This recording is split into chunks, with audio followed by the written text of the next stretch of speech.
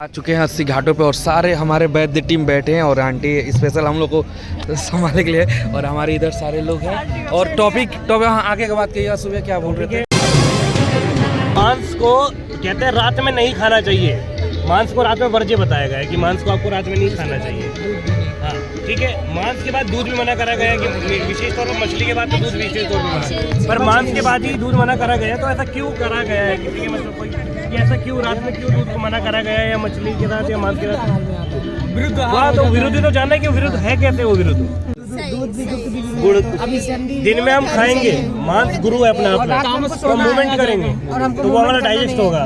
रात में हमने खा लिया, उसके ऊपर दूध पी लिया, अग्नि पहले मंद थी और ज्यादा मंद करके तुम सोने वाले हो। और प्रकृति का ऊर्जा सोर्स भी नहीं है, क्योंकि प्रकृति के ऊर्जा सोर्स में ही हमारी जो अग्नि, प्रकृति और हमारा शरीर एक जैसे ही चलता है। तो अग्नि भी नहीं है रात्रि में, सबको पता ही है अग्नि नहीं रहती। और डबल गुरु खा लिया तो और अजीर्ण होगा। और विशेष का भी कुछ हो सकता है। सामान्य विशेष का होता है। हमारे गुरु सामान्य क्या कहा गया? सामान्य वृद्धि कारणम। तो सामान्य हमेशा वृद्धि का कारण बनेगा। क्यों? अगर मान लीजिए आपने अभी गुरु खा लिया और आपका वो आम बन चुका और सुबह में मम्मी ने और क्या बना दिया? मम्मी ने और खीर बना दी, हो गया और कुछ गुरु बना दिया, सुबह कुछ बढ़िया चीजें पकवान बना दिए, तो और गुरु। तो सामान्य की वृद्धि हो गई तो क्या बन गया? आम प्रकोप बन गया, क्योंकि आम ही आगे आके किस रूप में कन्वर्ट हो जाता है? विष के रूप में कन्वर्ट हो जाता है। कि जो तपस्वी या जो ऋषि सबसे अच्छी तपस्या करेगा और जिससे प्रसन्न होंगे हमारे इंद्र भगवान, वो ऊपर बुलाए जाएंगे और उनको आयुर्वेद का ज्ञान दिया जाएगा। तो उसी में एक ऋषि थे हमारे भारद्वाज से वो प्रसन्न हुए और उन्होंने भारद्वाज ऋषि को ऊपर बुलाया और जब उनको ज्ञान दिया, उन्होंने भारद्वाज ऋषि को इंद्र भगवान ने पूरा ज्ञान दिया। और देने के बाद जब वो जाने लगे तो उनको कहा, सुनो मेरी तरफ से एक वचन लेके जाओ कि ये ज्ञान तुम आगे जाकर अपने गुरु शिष्य परंपरा के तहत अपने शिष्यों को दोगे, क्योंकि तुम्हारी आयु, तुम भूलोक के प्राणी हो, तुम्हारी आयु एक नियत है, तुम एक समय के पश्चात तुम्हारी मृत्यु निश्चित है। अगर तुमने ज्ञान आगे नहीं दिया तो ज्ञान तुम्हारे साथ ही चला जाएगा और फिर हम इतने गुणी लोगों को पता नहीं जान पाएंगे कि नहीं जान पाएंगे। तो तुम पहले परखना और उसके बाद ये ज्ञान उनको देना। तो वो आए नीचे और उन्होंने अपने ज्ञान को आत्रेय पुनर्वसु जैसे बहुत सारे अन्य लोगों को दिए, जिसमें से निखर के कौन आए? हमने आत्रेय पुनर्वसु आए। पर आत्रेय पुनर्वसु को भी उन्होंने यही चीज़ कही जाते हुए कि ये ज्ञान आप भी आगे जाकर अपने सभी लोगों को देना। तो जब वो आगे पहुँचे तो पहुँचने के बाद उन्होंने सोचा कि यार एक ज्ञान अगर हम लोगों में ऐसे बांटते रहेंगे तो हो सकता है कुछ भूल जाएं, कुछ बताएं ना, मनमर्जी की बात होती है, कोई नहीं बताना चाह रहा। तो उन्होंने कहा मैं इसका शास्त्र का निर्माण करवाता हूँ। उन्होंने कहा जितनी मैं चीज़ें बताता हूँ तुम लिखना स्टार्ट करो, क्योंकि एक बार अगर ग्रंथ बन गया तो उसको कोई नहीं हटा सकता, कोई मिटा नहीं सकता। तो उन्होंने उसका ग्रंथ का निर्माण कराया, जिसको आज हम चरक संहिता, सुश्रुत संहिता या वाग्भट संहिता के रूप में पढ़ते हैं। तो इस तरीके से पूरी की पूरी हमारी प्रैक्टिकली लाइन है जो कि हमें समझनी चाहिए आयुर्वेद अवतरण को लेकर। ये है पूरा आयुर्वेद अवतरण। तो ये चीज़ें हमें जब भी आएंगी जब हम उसको संहिता को पढ़ने की जगह समझना स्टार्ट करेंगे। अभी तो हम केवल पढ़ते हैं। महाभूत थ्योरी चलती है हमारी।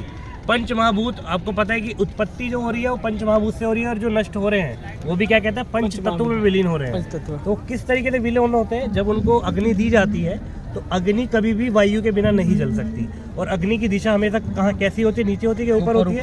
ऊपर। तो गति कौन कराता है? हमेशा वायु कराती है। तो अग्नि और वायु साथ में हो गई। जब उनकी पूरी की पूरी एशेज बन जाती है, वहाँ राख बन जाती है, पूरी चिता जल जाती है, तो वो जो राख बनी है वो कौन सा महाभूत बन गया? हमारा पृथ्वी महाभूत। उसके बाद उनको कहाँ पर दिया जाता है? जल महाभूत में दे दिया जाता है। तो देखिए पूरे 5 महाभूत किस तरीके से यहाँ पर जुड़े हुए हैं। हर एक थ्योरी में, हर एक चीज में प्रैक्टिकल पॉइंट्स जुड़े हुए हैं। बस उसको समझना, उसको जानना जरूरी है। तो ये चीज़ें आप लोग भी बहुत अच्छे से समझेंगे, जानेंगे। हम लोग इसी चीज़ पे काम कर रहे हैं कि हम संहिता को जितना अच्छा हो सकता है उतना अच्छे वे में समझा सकें, बता सकें और आपको जान सकें। तो जब वो जा रही थी तो बार बार पीछे मुड़ के देख रही थी। पीछे मुड़ के देखने का मतलब क्या है? अगर तुम जा रहे हो और बार बार मुझे पीछे मुड़ के देख रहे हो, उसका मतलब आप मुझसे क्या है? किसी न किसी तरीके से अट्रैक्टेड है, अट्रैक्शन है, आप अटैच है मेरे साथ किसी न किसी तरीके से। और स्त्री जो होती है वो बहुत जल्दी से अपनी चीज़ों को ना भुला या उस चीज़ को देखने, मतलब कि नहीं कंट्रोल कर पाती कि हम इस चीज़ को, अटैचमेंट को कैसे इतनी जल्दी डिटैच करें। इसलिए कहा गया गरुड़ पुराण में कि स्त्रियों का जाना इसलिए वर्जित है कि जब एक बार हमने चिता को अग्नि दे दी तो हम उसको पीछे मुड़ के नहीं देखेंगे। अगर आपने देखा तो वो सोल जो घूम रही है वो आपके यहाँ बंद जाती है और वो आपके साथ आ जाती है। इसलिए शमशान से जब भी कभी निकलते हैं अपने ऊपर छींटे डालकर निकलते हैं गंगा जल के, या मुंह में आपके नीम के पत्तों को चबाते हुए हम निकलते हैं। इसी पे गिरा तो यहाँ पर जो डोम थे, डोम होते हैं जो चिता को जलाते हैं वो लोग, उनकी जाति होती है डोम जाति बोलते हैं। डोम राजा यहाँ पर नाम से जाने जाते हैं। तो वो डोम जो जला रहे थे उनके पास भगवान शंकर साधु का रूप लेकर आए कि यहाँ पर अभी कोई वस्तु गिरी है, मुझे वस्तु दे दो। उन्होंने कहा कोई वस्तु ही नहीं गिरी, उन्होंने लालच आ गया, उन्होंने वस्तु के लिए मना कर दिया, बार बार मना करते रहे कि यहाँ कोई वस्तु नहीं गिरी। तो फिर शंकर भगवान को जब क्रोध आया तो वो किस रूप में आ गए, वो अपने वास्तविक रूप में आ गए। शंकर के रूप में जब आए, शंकर के रूप में आके उन्होंने उनको डोम राजा को जो है श्रापित करा कि अब यहाँ पर तुम निरंतर चिताएं जलाते रहोगे और जो भी यहाँ चिता जलेगी, जिसको भी तुम चिता जलाओगे उसको मोक्ष की प्राप्ति होगी। मोक्ष मैंने आपको बता दिया किस तरीके से। तो ये श्रापित शमशान है, इसलिए यहाँ पर चिताएं हर टाइम जलती हैं, ठंडी नहीं होती। यहाँ के थ्रू जो हम जो इतने सौभाग्यवती हैं सभी लोग, उसको आगे बढ़ाना है हमें और प्राउड फील करना है। अपने आप को MBBS का स्टूडेंट नहीं बताना, ठीक है, PMS का बताना है, प्राउड फील करवाना है, बाकी लोगों को बताना है कि हम भी कम नहीं है किसी से।